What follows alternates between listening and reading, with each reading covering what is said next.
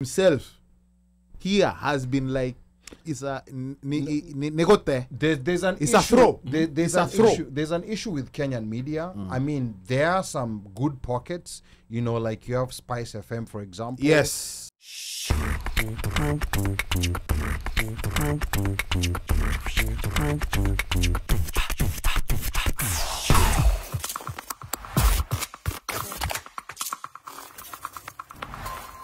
There was the issue of the Kenyan economy. We've gone forward and now we are going back. There's the issue of the Kenyan economy, issue cost of living, MAANDAMANO. This was a constant theme that kept coming up throughout the year. You know, like MAANDAMANO, cost of living, you know, like issues of diaspora remittances, dollar, you know, like the value of the shilling depreciating and all that.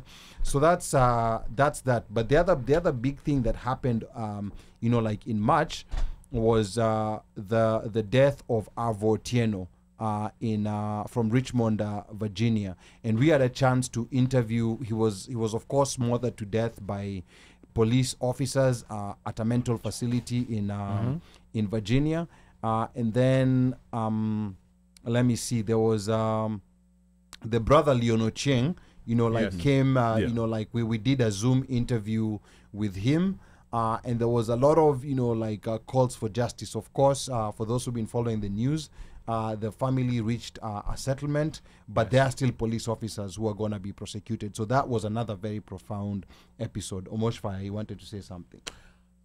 It's just that, you know, that case, it's one of those things.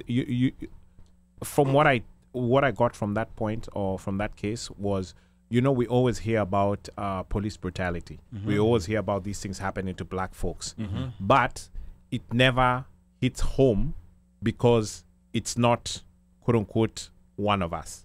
Yeah. This was one of us. My thoughts. The situation that occurred was a very legitimate situation that could occur to anybody because he was having a mental health crisis. Yes. It was not that he was pulled over, at tail light. No. Mental health crisis. His mother called for help and the cops came, and what transpired off of that, where they took him away and they took him to a hospital or whatever it was they took him to, and ended up killing him.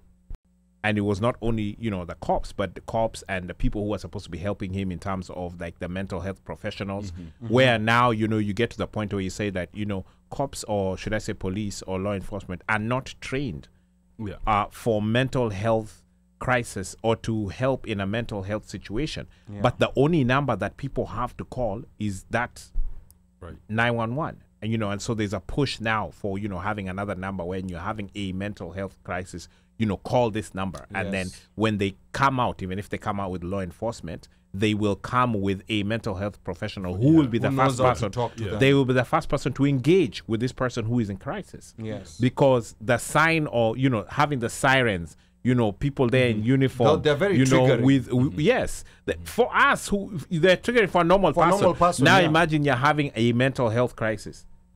Now, Jijui, you go crazy, you know, and that's, you know, and that's part of the stuff that was happening to him. So, indeed, that was a very, to me, profound show, and what has subsequently happened. And I think even some of the laws, and there's people who are also pushing to get laws changed so that mental health, people who are having a mental health crisis are handled in a separate way, as opposed to being handled like a criminal or somebody who has committed a crime. And you know, that episode, you know, like it was very nice that we had a war in studio. Yes, with Africans for Mental Health. Yes.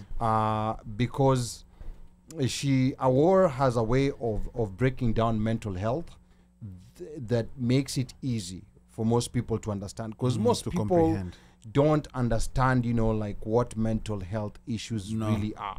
And there's some people who are going through mental health issues and they don't even know that they're going through a mental health issue. So I think that was it was unfortunate that we had to lose someone, but it also came with a lot of education. And a lot of and understanding that this can come home.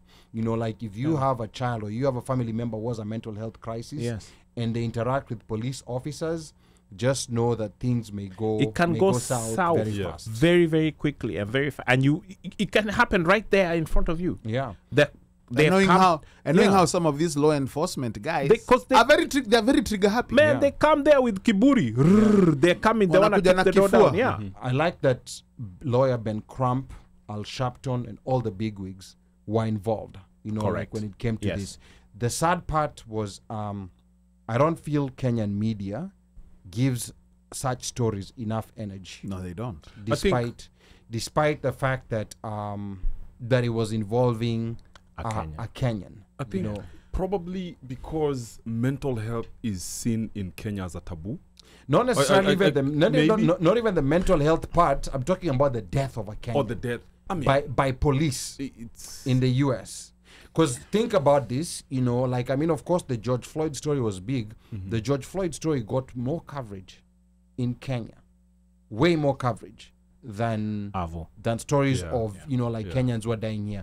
And not saying that the George Floyd stories are not meant to be covered in Kenya, but then you would think that they should also... Especially this being Kenyan. This being a Kenyan. Who has been, you know, because it's not the first Kenyan who's been involved, you know, like a death by a police officer. And I've seen, you know, Kenya, there's they kind of like stories that have a viral nature to sensationalism. Some sensational story, you know, like if it was some scandalous story, you know, like of a pastor did this with, you know, with a married woman, I think a lot of media, but that's what Kenyans like. Yeah, would have carried it. But then again, you know, like you also have to show some sense of responsibility on these stories that have a direct, you know, like journalism. It's simple journalism. In Kenya. I mean, you think about it, and I think Samulusa was reading my mind. Look at the Kenyan government doesn't care about Kenyans dying in abroad, especially like if you look at the Gulf countries. Yeah. I mean, they've tried. They've tried, but then, you know, Pablo also the thing with the Gulf countries, if you go back to the history of the Gulf countries, some of the guys who are supposed to be caring are the ones who are sending people there and have had companies that send people there as employees, and they are coolering off for this chap. So, I mean, what's the incentive for them to get involved? Pablo is telling me, don't ever mention quality reporting in the same sentence with Kenyan media. And you know what? And you know what? To support Pablo's point, Ali himself here has been like, it's a negote. There's an it's issue. A throw. There's an issue with Kenyan media. I mean, there are some good pockets. You know, like you have Spice FM, for example. Yes. You have you know, African Uncensored, which is not mainstream. It's on the side. But I think there is a problem, and this problem needs to be cured. And that's the reason why. Because if we don't have proper reporting, that's when our leaders will get away with most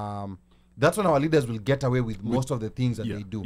And that's the reason right now you have a lot of people complaining about the president on things that he's saying that are not necessarily true and stuff like that. But I think strongly the president believes that whatever people are complaining about is not gonna be impactful in the next election.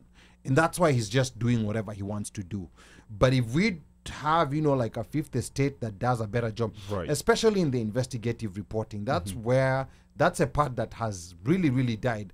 African Censored is doing a good job, but then, you know, like they're a small outfit, you know, like they did the series on water in Nairobi. They did the series on land fraud. Title deals that even got but that one is scared. That one is scared. When it comes to investigative journalism, even in the States, it's dying out. You know, because these are, unfortunately, we are being almost replaced by that sensationalism journalism. Like, you know, just, you know, quick hit of dopamine, and then you keep moving. There's not that, like, in-depth look at something. The good thing about the US is that you still have Frontline, you still have 60 minutes. Some New York Times can do something. You still have 60 minutes, and then there's a lot of non-profit, like the Marshall Project. You know, you still have a lot of those spaces, even if it's not being covered in the mainstream. You know, like you still find it somewhere. Breitbart. Achana na hizo kina Breitbart. But now imagine Kenya. Kenya, you know, it's we need that. We need some like quality journalism that will hold the feet of all these politicians to the fire. But it's almost like we're not, you know, most of these media houses are actually ran by, they're owned by politicians. Yeah, that's the thing. You know? Yeah, so a solution is needed, and there has to be some creativity in how this is done. Maybe it's through non-profit sources, but there has to be something that's done, because it's really affecting the quality sometimes even of discourse, because Kenyans are very smart people, but then now you find that even the smart people are forced to engage in stories about, you know, like Huda Siddiq and Vera Munro and the likes. But anyway, that's a story for another day.